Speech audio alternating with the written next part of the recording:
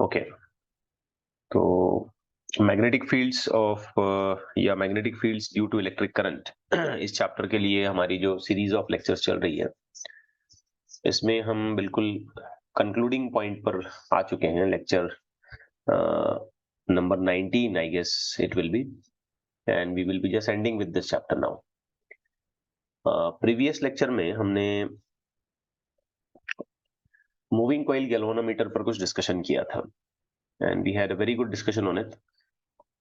Exactly किसी moving coil galvanometer के लिए उसकी कंस्ट्रक्शन, उसका वर्किंग प्रिंसिपल, ये सब कैसे हो सकता है, आपको बहुत अच्छे तरीके से बताया गया। दी फाइनल फॉर्मूला जो हमने डिराइव किया था मूविंग कॉइल गैल्वेनोमीटर के लिए for the equation of current, हमने ऐसे लिखा C divided by NAB into theta. आप देखेंगे कि ये C जो है ये टॉर्शनल कांस्टेंट होता है। किसी भी गैल्वेनोमीटर के अंदर जो स्प्रिंग लगी होती है उसका ये ट्विस्ट कांस्टेंट होता है या टॉर्शनल कांस्टेंट होता है। N नंबर ऑफ टर्न्स होते हैं, A एरिया होता है, और B मैग्नेटिक फील्ड जो हमने एक्सटर्नल लेवल पे उस गैल्वेनोमीटर में लगाया है। So if we just consider these things to be constant, then we can say the galvanometer current is directly proportional to the deflection on its scale. और exactly हमको ऐसा ही चाहिए। इस पर हमने कुछ बहुत सारे इंपॉर्टेंट रीअरेंजमेंट्स भी किए थे। सिलेंडर का इस्तेमाल किया था, हॉर्स शू मैग्नेट बनाया था, कॉइल को सिलेंडर के अक्रॉस माउंट करके बीच में इंसर्ट किया था। ये सारी चीजें हम कर चुके हैं। एडवांटेजेस डिसएडवांटेजेस भी हमने देखे इसके। अब बच्चों, गैल्वेनोमीटर जब हम बनाते हैं तो बेसिकली हम उससे वोल्टेज या करंट को डिटेक्ट कर पाते हैं। ठीक है, या तो हम वोल्टेज डिटेक्ट कर पाएंगे या करंट डिटेक्ट कर पाएंगे, डिपेंडिंग अपॉन कि आपने सप्लाई किस तरीके से उसमें आइडेंटिफाई किया है। Now we want that galvanometer to be sensitive. Sensitive चाहिए हमको galvanometer. That's what we are interested first to go through the article of current sensitivity. अब सेंसिटिव का क्या मतलब है? सेंसिटिव का मतलब बड़ा सिंपल है कि जब हम थोड़ा सा भी करंट गैल्वेनोमीटर में फ्लो कराएं तो उसका डिफ्लेक्शन अच्छा खासा होना चाहिए, ज्यादा डिफ्लेक्शन उसका होना चाहिए। That's what represent the sensitivity of the galvanometer. मतलब हम एक मिली एम्पियर्स या माइक्रो एम्पियर्स का भी करंट उसमें भेजते हैं तो डिफ्लेक्शन हमको सफिशिएंट लेवल का, अच्छी खासी लेवल का मिलना चाहिए। इसे हम सेंसिटिविटी कहेंगे। बाय डेफिनेशन जब हम सेंसिटिविटी डिफाइन करते हैं मैथमेटिकल फॉर्म में, तो उसके लिए हम कुछ ऐसे लिखते हैं, current sensitivity S of I is equal to d theta divided by d I. मतलब थोड़ा सा भी करंट हम फ्लो करा रहे हैं तो हमको कुछ एंगल वहां पे मिलना चाहिए। अब जरा सोचें, अगर मैं ये डिनोमिनेटर फैक्टर बहुत कम कर देता हूं और न्यूमरेटर फैक्टर उसके करस्पॉन्डिंग में बहुत ज्यादा हो जाता है, तो ऑब्वियस बात है सेंसिटिविटी हमें ज्यादा मिलेगी। करंट की सेंसिटिविटी हम कहेंगे कि गैल्वेनोमीटर करंट सेंसिटिविटी काफी अच्छी है। सो उसका पॉसिबल एक्सप्लेनेशन हम यही दे सकते हैं ना कि छोटे से करंट के लिए हमको बहुत ज्यादा डिफ्लेक्शन मिल रहा है। आ रही बच्चों बात समझ में? अब इसके जो यूनिट और डायमेंशन है करंट सेंसिटिविटी की अगर हम डिफाइन करें तो न्यूमरेटर्स में तो हम सीधे डिविजन्स लिखते हैं इसको, डिविजन्स पर एम्पियर, या बहुत अच्छे सेंसिटिव गैल्वेनोमीटर के लिए हम लिख पाते हैं डिविजन्स पर माइक्रो एम्पियर लाइकवाइज। ओके, तो यहाँ पर थीटा को हम ऐसे रेडियन वगैरह की फॉर्म में यूजुअली नहीं लेते हैं, बस डिवीजन, या एक्चुअली में तो वो डिफ्लेक्शन है तो थीटा उस हिसाब से लेना चाहिए, लेकिन हम स्केल पर कुछ डिविजन्स की मार्किंग करते हैं ना, 1 2 3 4 5 6, तो इसलिए हम उसको डिवीजन पर एम्पियर या डिवीजन पर माइक्रो एम्पियर को यूज करते हुए रिप्रेजेंट करते हैं। अच्छा, इसका डायमेंशन अगर हम करंट सेंसिटिविटी का लिखें तो M0, L0, T0 and it will just become I-1, क्योंकि थीटा का तो कोई डायमेंशन होता नहीं है, इट्स सप्लीमेंट्री क्वांटिटी, रेडियन हम डायमेंशन में यूज नहीं करते हैं। Now the question is that कि ये सेंसिटिविटी किसी भी गैल्वेनोमीटर में कैलकुलेट कैसे की जाएगी, किस बिना पे? ऐसे तो नहीं कैलकुलेट कर पाएंगे हम, ये कैलकुलेशन का फॉर्मूला नहीं है, ये तो जनरल डेफिनेशन है इसकी कि you need some deflection for some current, And if your deflection for the given current is very high, then you will say the current sensitivity is very high. But the interest here is that we want to calculate how exactly this is going to happen and on what factors the current sensitivity depends. To understand that, just use the very basic derivation, very basic formula for the moving coil galvanometer जो हमने अभी अभी लिखा था, C divided by NAB into theta.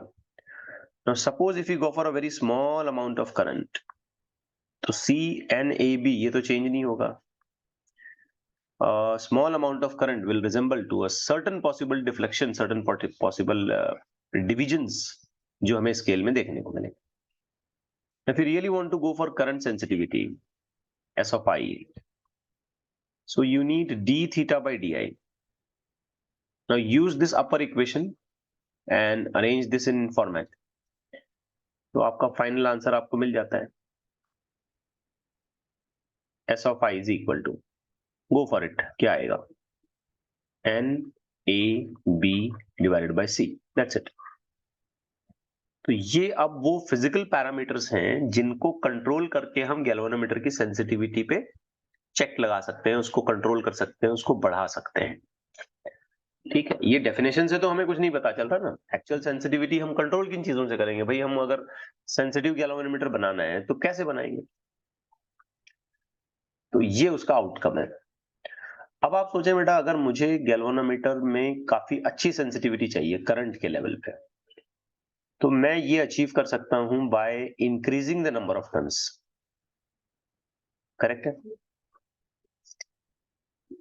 I can achieve the sensitivity of the galvanometer, current sensitivity of the galvanometer, or increase it by increasing the area of the coil, because जो factors numerator में है मैं उनको increase करूंगा.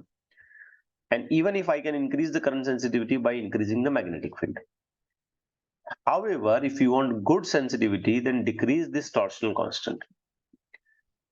Okay, by decreasing the torsional constant, we can increase the current sensitivity of the galvanometer. Now, these points are very important because many questions I have seen in which the MCQ options are mentioned कि how you can increase the current sensitivity of the galvanometer. So आपको ये फॉर्मूले basis पे ये सारी चीजें याद रखनी चाहिए कि देखें क्या क्या बताया आपको, उस हिसाब से करंट सेंसिटिविटी आप कंट्रोल कर सकते हो. तो ये 4 बातें हो गई. ऐसे आप करंट सेंसिटिविटी को इंक्रीज कर सकते हो. अब इसके बाद गैल्वेनोमीटर के पॉइंट ऑफ व्यू से सिर्फ करंट की सेंसिटिविटी इंपॉर्टेंट नहीं है ना, इंपॉर्टेंट तो है वोल्टेज की सेंसिटिविटी, करंट की नहीं. Voltage sensitivity is more important rather, क्योंकि हम गैल्वेनोमीटर के अक्रॉस हमेशा जो है ना एक वोल्टेज का सोर्स लगाएंगे, सेल लगाते हैं, तो वो तो वोल्टेज है, पोटेंशियल डिफरेंस वाला मामला होता है वहां पे, फिर उसकी वजह से करंट फ्लो होता है, दैट्स अ डिफरेंट इशू. तो हमें ये भी आइडेंटिफाई कर लेना चाहिए कि गैल्वेनोमीटर की वोल्टेज सेंसिटिविटी कैसी होगी. अब बच्चों इसमें मैं कोई नई बात आपके सामने नहीं रखूंगा, मैं बस उन्हीं चीजों को दोबारा रिपीट करूंगा जो मैंने अभी अभी बताया था. तो ये वोल्टेज सेंसिटिविटी है. अगर आप इस फॉर्मूले को बेसिक्स बनाते हुए वोल्टेज सेंसिटिविटी के लिए नया फॉर्मूला लिखना चाहते हो तो आप क्या लिखोगे? सोचो, थोड़ी सी हेल्प मैं आपको कर देता हूं. ये डी थीटा तो डिफ्लेक्शन हो गया, यस, तो यहाँ पे आएगा डीवी. तो पता चला कि अगर हम छोटा सा स्मॉल सा वोल्टेज भी गैल्वेनोमीटर पे कनेक्ट करते हैं, अप्लाई करते हैं, तो उसके रिस्पांस में मिलने वाले डिफ्लेक्शन से हम इस बात का अंदाजा लेंगे कि वो कितना सेंसिटिव है वोल्टेज में.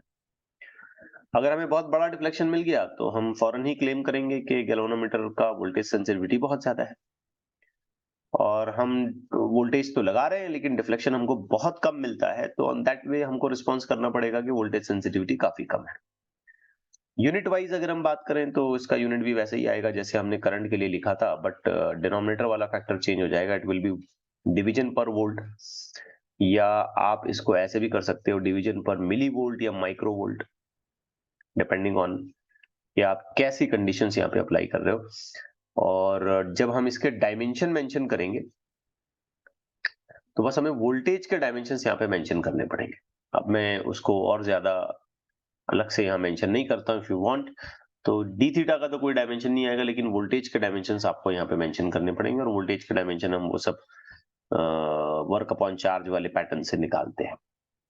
एनीवेज, तो क्वेश्चन इज दैट कि ये फॉर्मूला हमको एक डेफिनेशन वाइज बता रहा है कि वोल्टेज सेंसिटिविटी क्या है।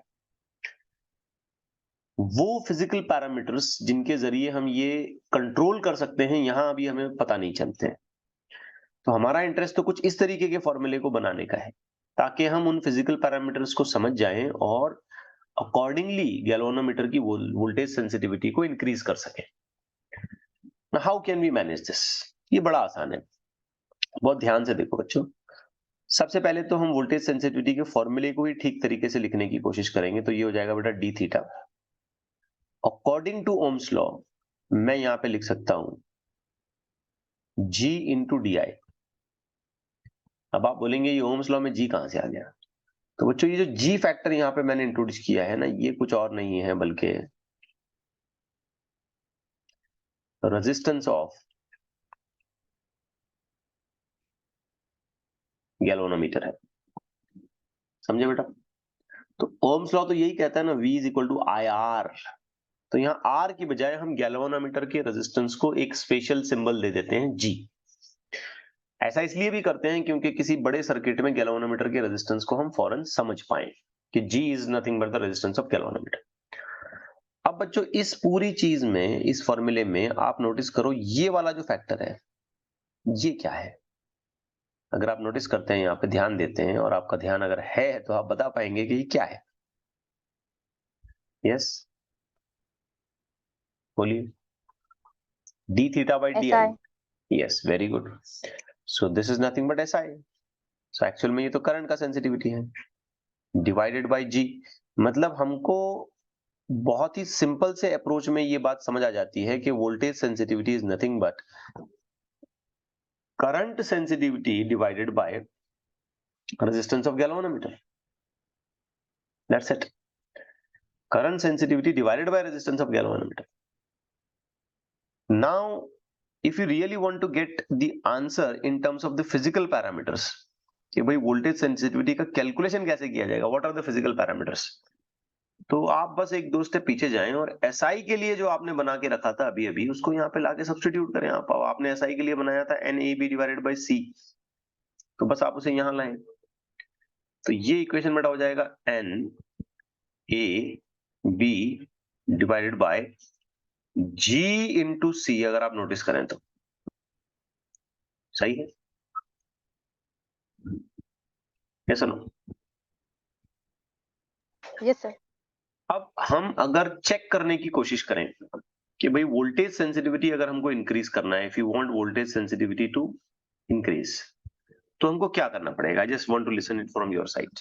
क्या करना पड़ेगा हमको? फटाफट बोलो।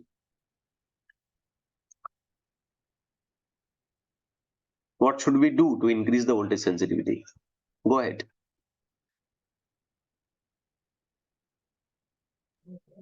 C should less. हाँ, वेरी गुड। सबसे पहले तो हम ये करेंगे कि जो टॉर्शनल कांस्टेंट है इसको डिक्रीज करेंगे। चलिए, बहुत अच्छी बात है। और क्या करेंगे? नंबर ऑफ टर्न्स इंक्रीज करके। हाँ, नंबर ऑफ टर्न्स इंक्रीज करेंगे। ये आप बाय फॉर्मूला देख रहे हैं। अब यहाँ गलती होती है, इसीलिए मैंने आपसे ये पूछा, और ये गलती होना बिल्कुल मतलब नेचुरल है। आपने कुछ गलत नहीं बोला था, आपने बस फॉर्मूले को ध्यान में रख के ये चीज बोली। लेकिन यहाँ पे हमें एक बात सोचनी है कि अगर हमने नंबर ऑफ टर्न्स कॉइल के बढ़ा दिए या कॉइल का एरिया बढ़ाया, तो क्या हम ज्यादा वायर इस्तेमाल करेंगे? क्योंकि नंबर ऑफ टर्न्स के अगर वाउंड्स, जो नंबर ऑफ वाउंड्स है, नंबर ऑफ टर्न्स है, अगर आप उनको बढ़ा रहे हो तो हमें ज्यादा वायर इस्तेमाल करनी पड़ेगी, right? Same is the case for area. अगर हम एरिया इंक्रीज करते हैं तब भी हमको ज्यादा वायर इस्तेमाल करनी पड़ेगी। तो बच्चों, जब हम वायर की लेंथ ज्यादा इस्तेमाल करेंगे तो क्या वायर का रेजिस्टेंस बढ़ जाएगा? Resistance directly proportional to length. अब ये जी रेजिस्टेंस ही तो है, गैल्वेनोमीटर का रेजिस्टेंस का मतलब ही वो होता है कि उसके अंदर जो वायर है उसका रेजिस्टेंस, और क्या, उसके कॉइल के वायर का रेजिस्टेंस है वो। तो एन और ए को इंक्रीज करना एक्चुअली जी को इंक्रीज कर देगा। समझे बेटा बात को? Yes, if you increase N and A it will result in increase in G. बात समझे आप? Yes sir. Yes sir. तो फिर ये हमारे बेनिफिशियल नहीं होगा ना, हमारे लिए बेनिफिशियल नहीं होगा ये, क्योंकि जी इंक्रीज करना अल्टीमेटली इस वोल्टेज सेंसिटिविटी को तो डिक्रीज कराएगा, जी तो डिनोमिनेटर में है। तो यहां ये कहना कि नंबर ऑफ टर्न्स और एरिया को इंक्रीज कराने से सेंसिटिविटी ऑफ वोल्टेज इंक्रीज हो जाएगी, ये बिल्कुल गलत स्टेटमेंट है, ऐसा नहीं होगा। हाँ, ये जरूर है कि हम एक ऑप्टिमम नंबर ऑफ टर्न्स और एक ऑप्टिमम रेजिस्टेंस और एक ऑप्टिमम एरिया लेने की कोशिश जरूर करेंगे, लेकिन ये कहना कि एन को इंक्रीज कराओ, एरिया को इंक्रीज कराओ, ये एडवर्सली इफेक्ट करेगा, जी इंक्रीज हो जाएगा, जी इंक्रीज होने से वोल्टेज सेंसिटिविटी डिक्रीज हो जाएगी, तो हम इसको छेड़ेंगे ही नहीं। हम ये कहेंगे कि भाई अगर हमें वोल्टेज की सेंसिटिविटी ज्यादा करनी है तो बस दो काम करो। एक काम ये करो कि सी को डिक्रीज करो, और दूसरा काम ये करो कि बी को इंक्रीज करो, दैट्स इट, इसके अलावा कुछ नहीं, दैट्स इट, इसके अलावा कुछ नहीं। बात समझे madam? Yes yes sir. Okay. Yes. अब आते हैं बेटा इसके तीसरे एस्पेक्ट पे, थर्ड पॉइंट। हमने करंट और वोल्टेज की सेंसिटिविटी तो देख ली, अब हमको ये देखना है कि इसकी एक्यूरेसी क्या है, बिकॉज कोई भी इंस्ट्रूमेंट डिजाइन ही इन पैरामीटर्स पे किया जाता है कि वो सेंसिटिव हो और एक्यूरेट हो। एक्यूरेसी, एक्यूरेसी यहां पे आइडेंटिफाई की जाएगी in the form of error, error, error का माना चाहिए उसमें। सो हमारे पास जो बेसिक फॉर्मूला है, फॉर्मूले करंट का, वो कुछ ऐसा है, C divided by NAB into theta. अब चलो मान लेते हैं कि हमने एक छोटा सा करंट इसमें चेक किया, C और NAB ये तो फिजिकल पैरामीटर्स हैं, ये तो कांस्टेंट ही होंगे, तो इसको करस्पॉन्ड करने वाला एक डिस्प्लेसमेंट हमको मिल गया। अब इन दोनों का रेशियो ले लेते हैं, DI डिवाइडेड बाई I, तो आप देखोगे बेटा बाकी सारे फैक्टर्स कट जाते हैं, आपको यहां मिलेगा d theta divided by theta. ठीक हो रही है बेटा बात? अब ये जो रेशियो यहां पे हमको मिल रहा है ना, ये अपने आप में कुछ इस तरीके का मीनिंग लेता है कि for I there is a variation of DI such that for theta there is a variation of d theta। मतलब ये रिलेटिव एरर की मीनिंग बना रहा है यहां पे, समझ रहे बेटा बात? फ्रैक्शनल एरर कह लें, रिलेटिव एरर कह लें आप उसको, कोई प्रॉब्लम नहीं है। Are things clear? अक्सर हम एरर ऐसे ही लिखते हैं ना बेटा, वेरिएशन क्या हुआ, छोटा, divided by total maximum value क्या है। तो ये चीज क्या क्या दिखा रही है अपने आप को यहाँ पे, ये चीज क्या बता रही है? यस, एरर है। या इनफैक्ट आप कह सकते हो फ्रैक्शनल एरर, या आप कह सकते हो रिलेटिव एरर।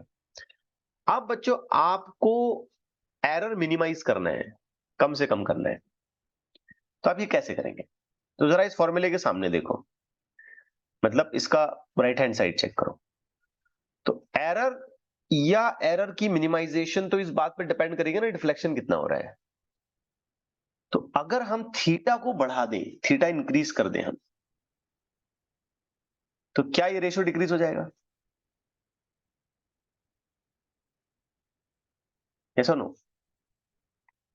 Yes sir. ऐसे समझो कि 10 डिविजन्स में 1 डिवीजन का एरर आ रहा है, ऐसे समझो 10 डिविजन्स में 1 डिवीजन का एरर आ रहा है, लेकिन अगर मैंने थीटा बढ़ा दिया तो ये हो जाएगा ना कि 100 डिवीजन में 1 डिवीजन का एरर आ रहा है, तो एरर का मैग्नीट्यूड तो कम हो गया ना, 10 में 1 उसकी बजाय 100 में 1। ठीक हो रही है बात? यस। मतलब ये कि हमको रीडिंग्स कैसे लेने हैं, स्मॉल रीडिंग्स लेने हैं, लार्ज रीडिंग्स लेने हैं? स्मॉल। स्मॉल लेंगे तो गलती होगी, लार्ज लार्ज। लार्ज 10 में 1 100 में 1, फर्क है ना। तो अगर यस। हम ये चाहते हैं कि एक्यूरेसी ज्यादा हो और एरर कम हो तो डिफ्लेक्शन कैसा होना चाहिए? लार्ज। ज्यादा डिफ्लेक्शन होना चाहिए, लार्ज डिफ्लेक्शन होना चाहिए। बिल्कुल सही बात है। छोटा सा भी करंट उसमें भेजे ना तो एकदम तगड़ा अगर डिफ्लेक्शन हुआ तो एरर कम आएगा और एक्यूरेसी ज्यादा आएगी।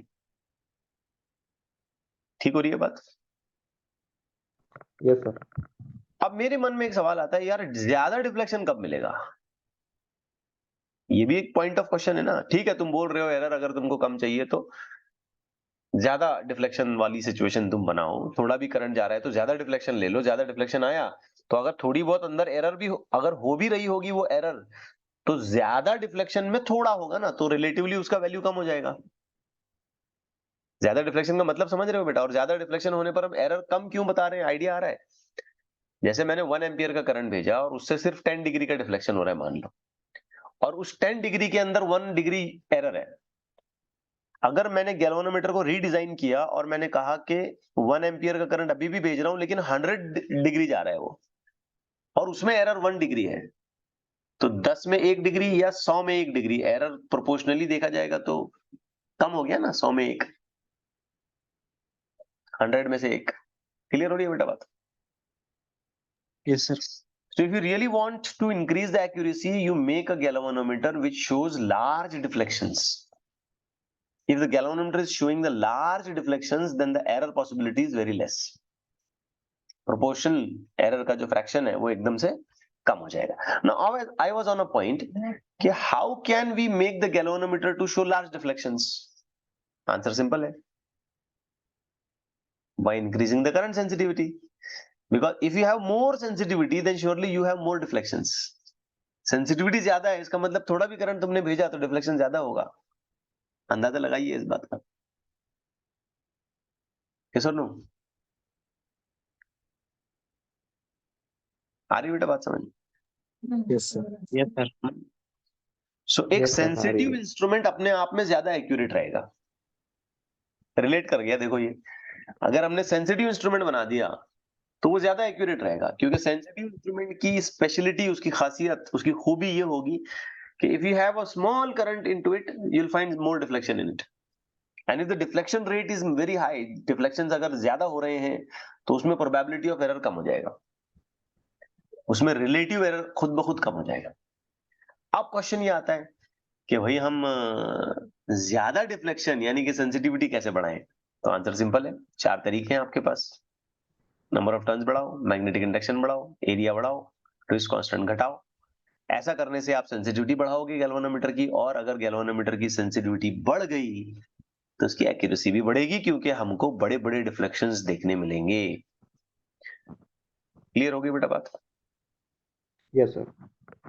तो ये है इस गैल्वेनोमीटर की 3 चीजें, 3 एडिशनल एस्पेक्ट जो पिछले लेक्चर में हम कवर नहीं किए थे, जस्ट बिकॉज के हम वर्किंग और उसकी प्रिंसिपल और उसके कंस्ट्रक्शन पर हमने डिटेल डिस्कशन किया था। अब आइए आगे बढ़ते हैं, कुछ सिंपल क्वेश्चंस मैं आपके सामने लेता हूं। बिल्कुल आसान आसान क्वेश्चन से हम शुरू करते हैं। मॉड्यूल में मैंने आपको बहुत सारे क्वेश्चन दिए हैं, उसमें से कुछ सिलेक्टेड क्वेश्चन मैं आपको करवा दूंगा, and remaining I will be giving you as a homework. Will try to do the maximum. Circular coil है, रेडियस 4 सेंटीमीटर है, 20 टर्न्स है, 3 एम्पियर का करंट है, मैग्नेटिक फील्ड रखा है, डाइपोल मोमेंट निकालने के लिए बोल रहे हैं। तो बेटा डाइपोल मोमेंट का फॉर्मूला आता है एन आई ए, करेक्ट? जैसे ना ए आ रहा है बेटा बात समझ में? ऐसा नो? Yes sir. करंट सिचुएशन में सर्कुलर कॉइल है तो आप लिखें pi R square, where this is r, but just convert it into meter, that is 4 into 10 to the power minus 2 meter. n is 20, current is 3 ampere, बाकी का calculation आप खुद करें, क्या बताएं उसमें, है ना? अरे बेटा समझ में? Sir no? नो सर, थोड़ा कंफ्यूज हो रहा है इधर पे। कंफ्यूज? इसमें क्या कंफ्यूज? मतलब थोड़ी डिफिकल्टी हो रही है। Which part?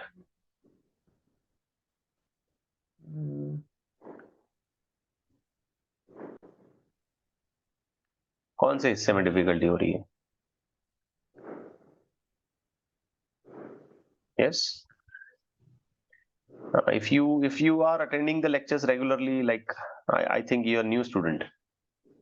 No sir, YouTube पे देखता हूँ आपके हाँ ठीक लेक्चर, फिर है. टाइम नहीं मिलता इसलिए कल का एक लेक्चर मिस हो गया आज। Okay. ठीक है. It's okay.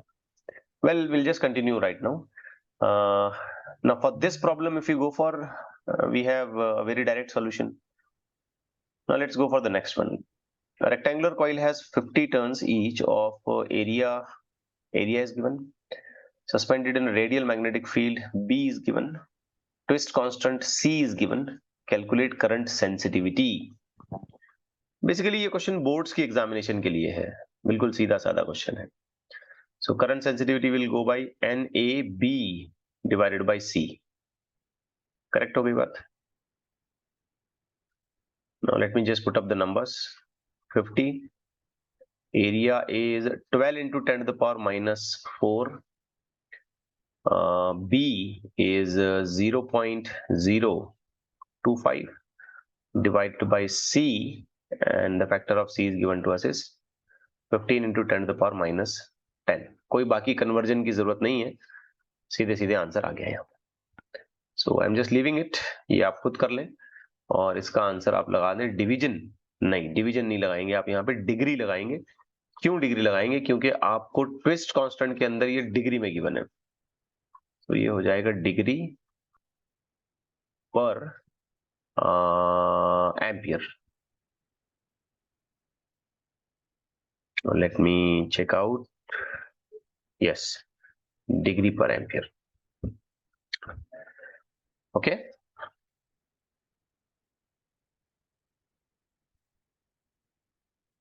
ठीक हो रही है बात? Yes.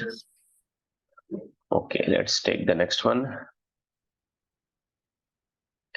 Rectangular coil having 100 turns of 1 centimeter into 0.5 centimeter. तो ये एरिया निकालना पड़ेगा पहले हमको. इससे हम एरिया निकालेंगे. Now it is suspended in a radial magnetic field of induction. तो ये B हो गया, ये C हो गया. Resistance of the galvanometer 100, ये G हो गया. So things are very clearly given. आपको पता करना है voltage sensitivity, current end voltage sensitivity, both things. So first we will go for current sensitivity, NAB divided by C. Then we'll go for voltage sensitivity, and I'll be just using simply current sensitivity divided by galvanometer resistance. कर पाएंगे ऐसे? Yes sir. Okay. Let's have one more in a very different approach.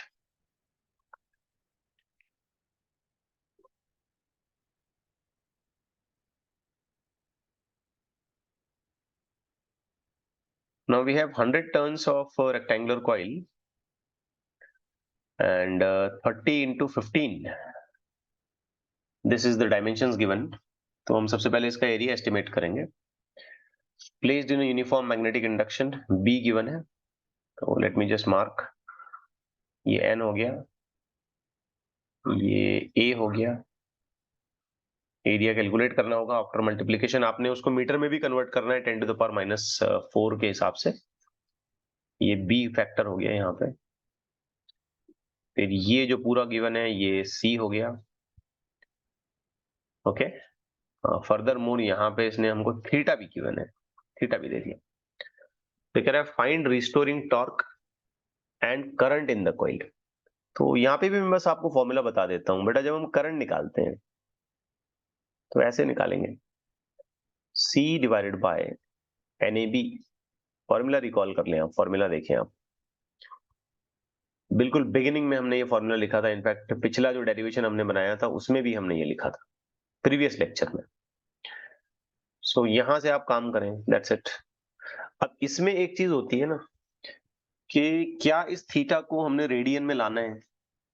क्योंकि अक्सर हम लोग जब angles का इस्तेमाल करते हैं तो we usually convert it into radians, but यहाँ पे जरूरत नहीं होगी इसकी। क्यों? क्योंकि आप इस सी का यूनिट देखें तो ये पर डिग्री ही चल रहा है, तो आप बिल्कुल बेफिक्र होकर डायरेक्ट 30 यहाँ पे वैल्यू रखें और कैलकुलेशन पूरा करें, कोई टेंशन वाली बात नहीं है, डिग्री टू डिग्री वो बराबर मैनेज हो जाएगा। फिर लेटर ऑन हमसे उसने ये पूछा कि रिस्टोरिंग टॉर्क निकालें, तो मैं उम्मीद करता हूं आपको पिछला लेक्चर याद होगा। रिस्टोरिंग टॉर्क हमने लिखा था सी इंटू थीटा। कुछ याद आया आपको? Yes, sir. So that makes your answer, उस हिसाब से आपका आंसर मिल जाएगा। एक और देखते हैं, आए मैं कुछ सिलेक्टेड क्वेश्चंस कर रहा हूं, बाद में आप मॉड्यूल देख लें पूरा, उसमें काफी सारे क्वेश्चन गिवन हैं। हालांकि आप देखेंगे कि सारे क्वेश्चन बिल्कुल स्ट्रेट फॉरवर्ड हैं, कोई खास बात नहीं है इनमें, सिर्फ फॉर्मूला और सब्स्टिट्यूशन एक प्रॉपर अप्रोच में अगर आप मैनेज कर लेते हैं then you are done with the solution. Now एक रेक्टेंगुलर कॉइल है, लेंथ 15 है और ब्रेड्थ 10 है, तो हमने सबसे पहले ना इसका एरिया निकालना है। तो ये 15 into 10 that makes 150, but unit आएगा सेंटीमीटर स्क्वायर, तो इसको कन्वर्जन कर दें 150 into 10 to the power -4 metre square.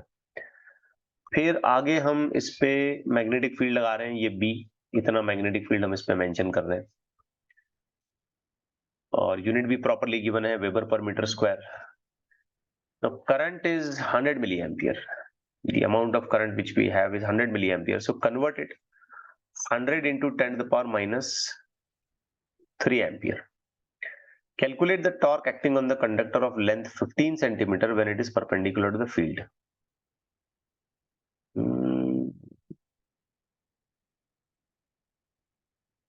ये क्वेश्चन की टाइपिंग में कुछ एरर हो गया या क्या?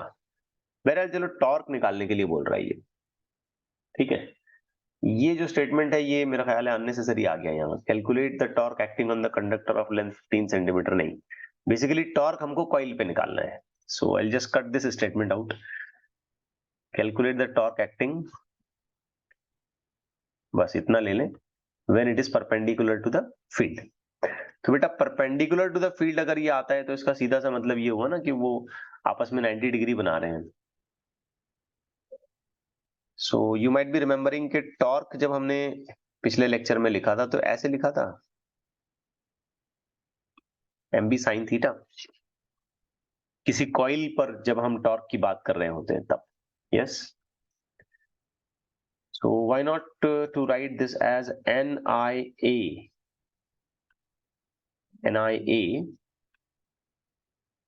दैट मेक्स m, फिर आगे ये b, और इसके आगे साइन थीटा की बजाय sign 90। Now sine 90 is 1, so you end up by writing NIAB. So just put up the numbers. और रेक्टेंगुलर कॉइल लेंथ, अब तो n के बारे में कुछ बताया नहीं इसने, तो हमने 1 मानना है इसको। I 100 है इंटू 10 पावर -3। A हमने अभी अभी निकाला था 150 into 10 to the power -4। B जो है वो हमको गिवन है, that is 2 into 10 to the power -5। Now rest is yours, बाकी आप कैलकुलेशन कर लो इसमें। आई डोंट थिंक मेरी जरूरत है वहां पे कैलकुलेशन में। ठीक हो रही है बात? मतलब मैं इसको बहुत कम इंटरेस्ट से आपके सामने रख रहा हूं ये, क्योंकि इन प्रॉब्लम्स में कोई खासा एक्सप्लेनेशन रिक्वायर नहीं है at this stage of our study. इस लेवल पर मैं नहीं समझता कि मुझे बहुत उसमें कोई इन्वॉल्व होके एक्सप्लेनेशन देने की जरूरत है। बस आपको मैं एक फॉर्मूले से जोड़ के छोड़ रहा हूँ, आप उसको फिर सॉल्व कर लेंगे ना। मैं उम्मीद करता हूँ, आई होप दैट कि आप कर लेंगे इसको। Yes, Yes, sir. ओके। अब ये वाला क्वेश्चन पढ़े आप, ठीक से देखें क्या कहता है।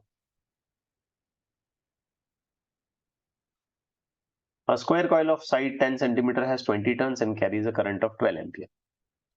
The coil is suspended vertically in a normal plane of making angle theta with the direction of the horizontal magnetic field. The coil experiences a torque of 0.96 Newton meter. Find the angle theta. तो यहाँ पे theta निकालना है. It's reverse question. तो formula चलाएं आप सबसे पहले. M B sine theta, torque का फॉर्मूला. अब टॉर्क के क्वेश्चंस में यहाँ पे इंटेंशनली इसलिए इंट्रोड्यूस किया हूं क्योंकि मूविंग कॉइल गैल्वेनोमीटर का जो पूरा वर्किंग प्रिंसिपल है वो टॉर्क पे ही डिपेंड करता है. कॉइल घूमेगा तभी तो हमको डिफ्लेक्शन स्केल पे देखने को मिलेगा. सो टॉर्क को इसलिए मैं यहाँ पे रिलेट कर रहा हूँ, nothing more than that. So ये हो गया N I A and then आगे आएगा बी और उसके बाद आएगा साइन थीटा. अब ठीक है, अब इसमें देखें आप. सबसे पहले तो आपने ये समझना है कि ये स्क्वायर कॉइल है, मतलब इसके दोनों साइड लेंथ्स आइडेंटिकल होंगे. तो जब हम एरिया की बात करेंगे तो हमको लिखना पड़ेगा 10 into 10, है ना. स्क्वायर साइड तो वैसी होगी, ये 10 है तो ये भी 10 है, तो एरिया निकालें तो 10 into 10 हो गया. That makes 100 centimetre square. आप इसको कन्वर्ट करेंगे तो ये हो जाएगा 100 into 10⁻⁻4 metre square. Just continue with the numbers, values को पुट अप करें आप. 20 टर्न्स है, करंट 12 है, एरिया 100 है, 10⁻⁻4, मैग्नेटिक फील्ड भी गिवन है 0.8, और ये हो गया sine theta. Now why not to just put up the value of torque on the left hand side. तो जो टॉर्क गिवन है वो मैं पुट अप कर लेता हूं. अब आप अपने हिसाब से सारा कैलकुलेशन बना लें.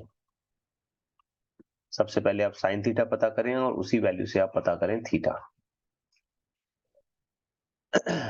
That's quite simple. अगर नंबर कुछ ऐसा आता है जो हमारे यूजुअली यूज्ड वैल्यूज में से है तो हम इजीली गेस कर पाएंगे कि 30 है क्या, 60 है क्या, 45 है, and so on.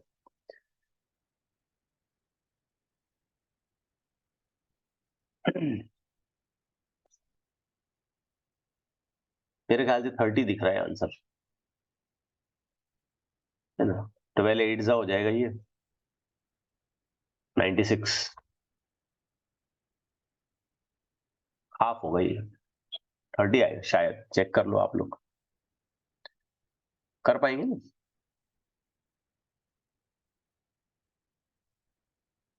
Let's take one more question. A coil of 50 turn is situated in a magnetic field. अब ये तो डायग्राम के साथ बता दिया इसने पूरा. टॉर्क निकालें बोल रहा है.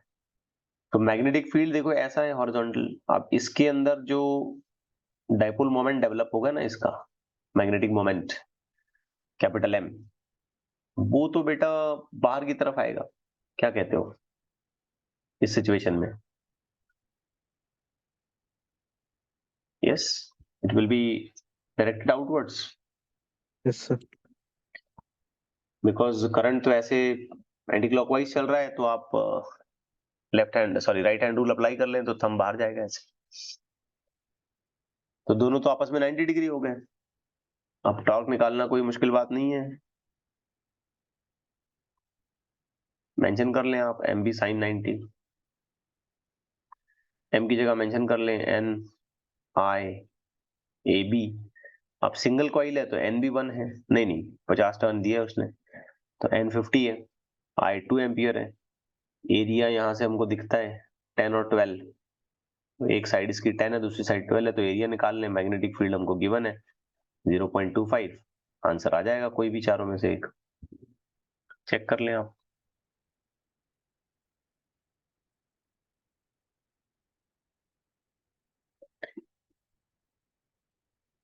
समझ रहे हैं?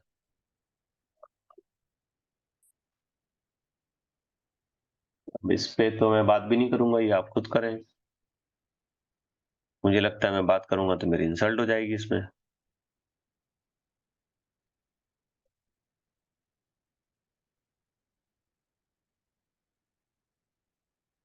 यहां थोड़ा सोचते हैं, इसमें थोड़ा सा सोचना पड़ेगा. एक स्क्वायर कॉइल है, डायग्राम बताइए उसकी. मैग्नेटिक फील्ड ऐसे जे एक्सिस में गिवन है, तो ये कोऑर्डिनेट्स हमको यही इस्तेमाल करने पड़ेंगे, जे के और आई. मतलब ये वाई हो जाएगा, ये जेड हो जाएगा और ये एक्स हो जाएगा. तो टॉर्क निकालना है, बट हमें टॉर्क इसके डायरेक्शन के साथ बताना है कैसा है। तो बच्चों सिंपल बात है, इसमें जो मैग्नेटिक फील्ड है वो तो जे में जा रहा है, चलो इधर जा रहा है। अब आप थोड़ी सी हेल्प करें मेरी यहाँ पे, ये बेटा मैग्नेटिक फील्ड ऐसा हो गया, ठीक है ना। और जब कभी भी हम टॉर्क लिखेंगे तो बेसिकली तो वो होगा ना m क्रॉस b, ठीक हो गया। अब इस कॉइल को ध्यान से देखो तो ये बताओ कि इसमें b, तो सॉरी m कहाँ जा रहा है, b तो ऐसा हो गया j में, बट वेयर इज m? अंदर। अंदर जाएगा, बिल्कुल सही। राइट हैंड थंब रूल आप लगा दें, फिंगर्स को उस हिसाब से मोड़ें जैसे करंट चल रहा है, तो आप देखेंगे कि ये तो अंदर जा रहा है, तो इसे मुझे ऐसे दिखाना पड़ेगा, ये यूं, ये m। अगर मैंने अभी m क्रॉस b किया, नीचे। नीचे जा रहा है, नीचे का मतलब सीधा हो गया, ये ऊपर प्लस के है तो मेरा आंसर नीचे आएगा माइनस के। माइनस के एक ही ऑप्शन है, क्या कहते हो? Yes sir. और वैसे भी अगर सॉल्व ही करना चाहते हो तो तुम ऐसे करोगे कि m के लिए उसकी वैल्यू पुटअप कर लो, N I L square A, N I A का मतलब यहाँ एल स्क्वायर होगा क्योंकि ये एक स्क्वायर कॉइल है जैसे गिवन है हमको। तो एन आई एल स्क्वायर और बी की जगह बी जीरो पुटअप कर लें क्योंकि वो बस बी जीरो का मैग्नीट्यूड रखता है, डायरेक्शन जे कैप था और नेगेटिव हमको समझ आ चुका है।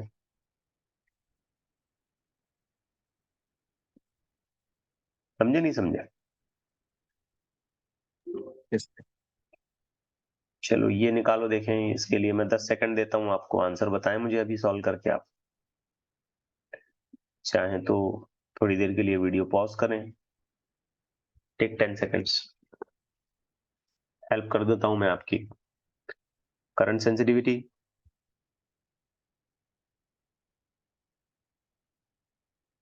फॉर्मूला प्रॉपरली रिकॉल कर ले बस।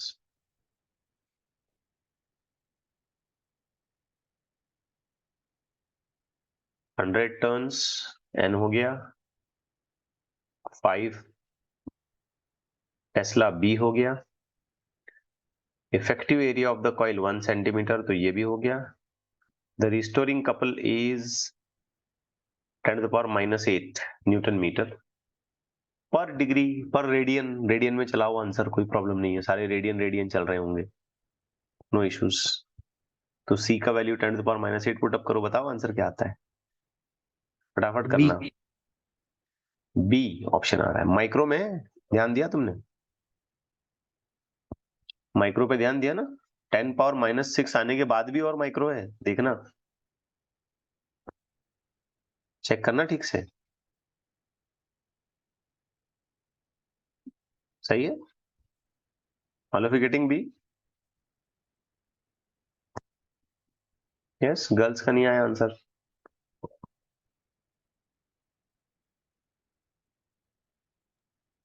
दिया था सर डी। डी बता रहे हो? डी? हाँ डी आता। ओके, क्योंकि ये चीज बड़ी खतरनाक है। यहाँ पे एक तो माइक्रो है और ऊपर से तुमने 10⁻⁻6 को हैंडल करना है, तो वो देख के करें आप पूरा।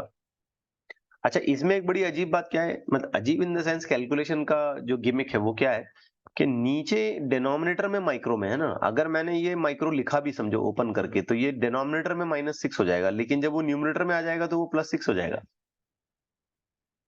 क्या कहते हो? Yes sir, correct. हाँ, तो फिर क्या लें हम, बी लें क्या लास्ट ऑप्शन लें? डी। Last option. अभी मैं तुम पे भरोसा करता हूँ, मैं चेक नहीं कर रहा हूँ because I am just linking the solutions, बाकी मैं इन्वॉल्व होकर सॉल्यूशन आपके सामने नहीं रख रहा हूँ। ये बड़े सिंपल क्वेश्चन है, मैं क्या बात करूं इसमें, बताएं। अभी सेंसिटिविटी ऑफ द गैल्वेनोमीटर बढ़ानी है हमको, तो क्या करें? नंबर ऑफ टर्न्स इंक्रीज करें, एरिया डिक्रीज करें, increase current in the coil, introducing a soft iron core inside the coil, क्या करना क्या है, क्या करें? तो वैसे जब सेंसिटिव, ये ऊपर ही लिखा है देखो फॉर्मूला, क्या है, नंबर ऑफ टर्न्स बढ़ाने पड़ेंगे और क्या करना पड़ेगा।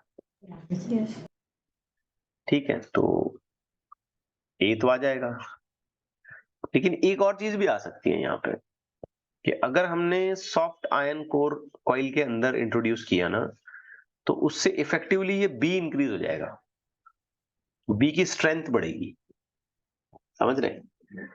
मतलब मैग्नेटिक फील्ड में तुमने और आयन आयन रखा, आयन आयन क्या करता है, आयन खुद भी मैग्नेटाइज होता है ना, वो भी मैग्नेटिक फील्ड को सपोर्ट करता है वो। तो इस क्वेश्चन में दो ऑप्शन जाएंगे अपने, दोनों आ जाएंगे ये। सर करंट की सेंसिटिविटी क्या वोल्टेज की? हाँ, इसमें कोई डिस्क्रिप्शन तो दिया नहीं है उसने, sensitivity of the moving coil galvanometer किस हिसाब से, मतलब एक्चुअली शायद मैंने जब क्वेश्चन को टाइप किया तो वहां पे रह गया ही।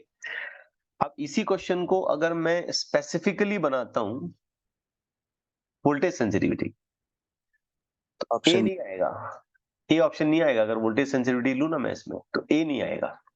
क्यों? देखो, मैंने आपको जब भी बता दिया था थोड़ी देर पहले कि वोल्टेज सेंसिटिविटी के चक्कर में क्या होता है कि अगर हमने एन और ए को बढ़ा दिया ना, तो जी बढ़ जाता है, गैल्वेनोमीटर का रेजिस्टेंस बढ़ जाएगा, क्योंकि नंबर ऑफ टर्न्स बढ़ना और एरिया बढ़ने का मतलब है कि आप गैल्वेनोमीटर का कॉइल बनाने के लिए ज्यादा वायर इस्तेमाल कर रहे हो। आपने अगर ज्यादा वायर यूज की तो लेंथ ऑफ वायर इंक्रीज होती है, and ultimately it will cause resistance of that wire, means resistance of galvanometer to increase, so it will Yes, sir. adversely affect SV.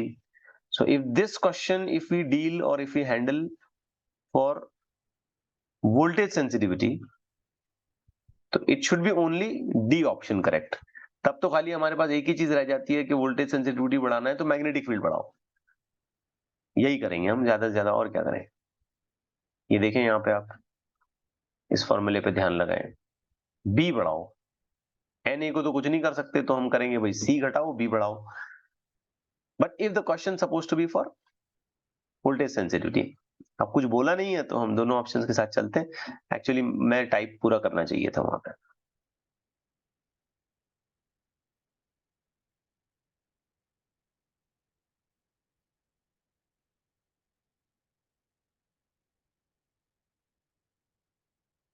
Okay,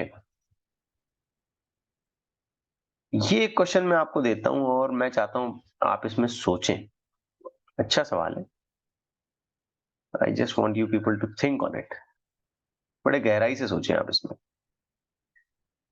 We have got a wire of length L and it is being bent in the form of a circular coil and current I is passed through it.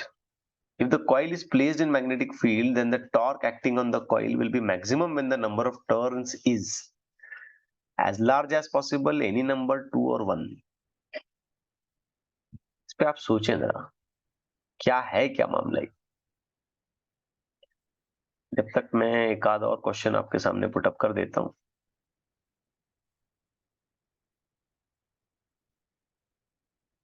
And probably मैं consider करूंगा this will be the last question of discussion. आप इसके PYQs भी अगर देखते हैं तो you will find similar questions.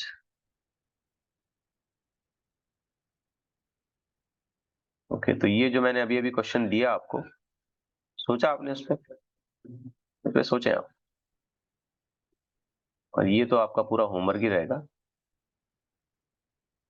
इस पे आप सोचें जरा, क्या लगता है क्या पॉसिबिलिटी दिखाई देती है आपको।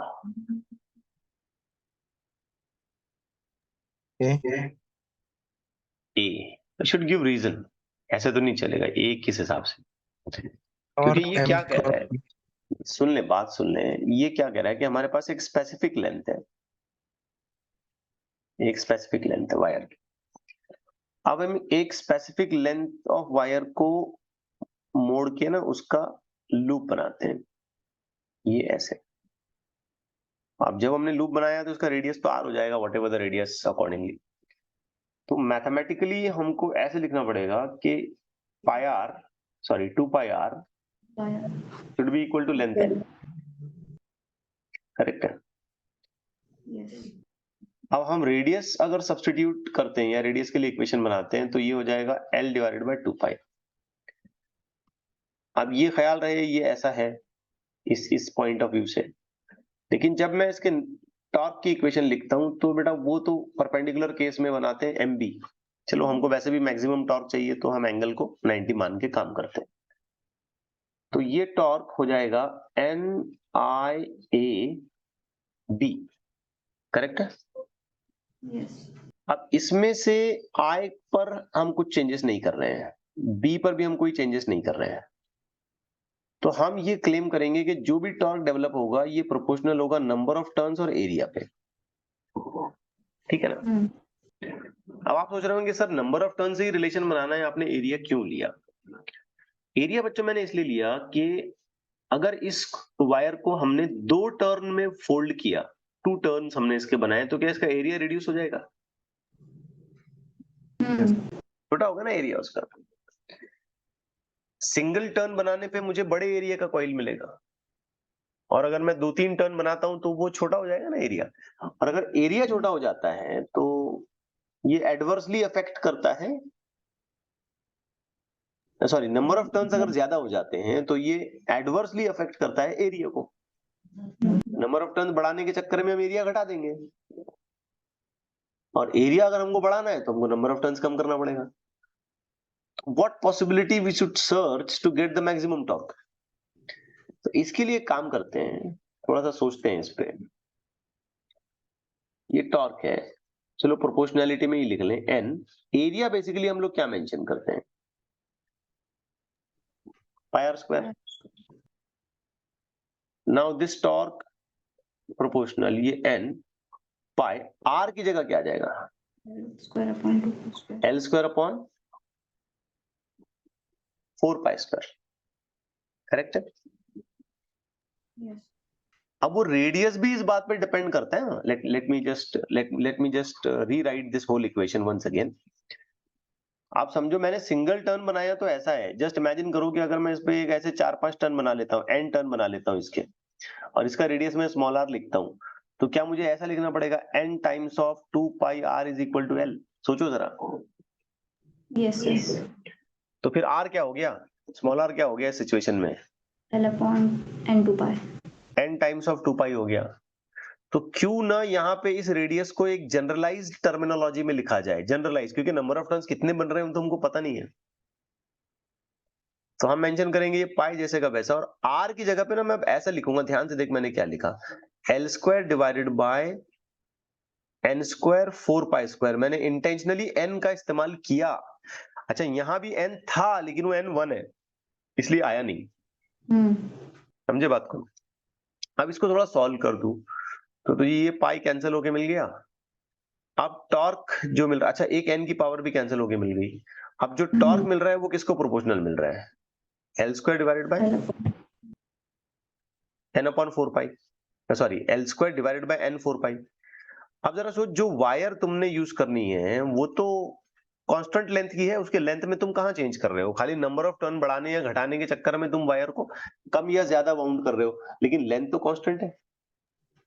यस। और 4 और पाई ये तो बचपन से कांस्टेंट है,